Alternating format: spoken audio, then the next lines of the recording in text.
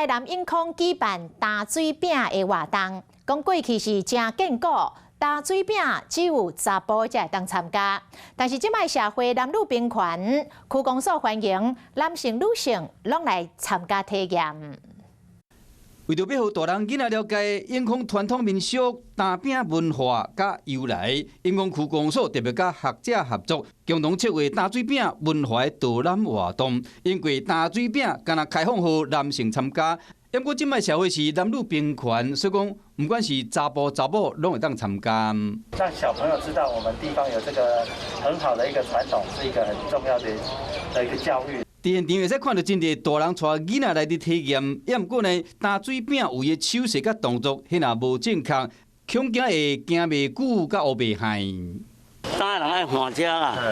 安尼唔像你人你打物件，唔该安尼你袂害啊，对不对？若有趣味乡亲，会使伫2月7日去广兴宫参加庙方主办的永康打饼节的活动。华视新闻看起来，赶快订阅我们的华视新闻 YouTube 频道，欢迎按赞、订阅、开启小铃铛，最新最及时的资讯要提供给你。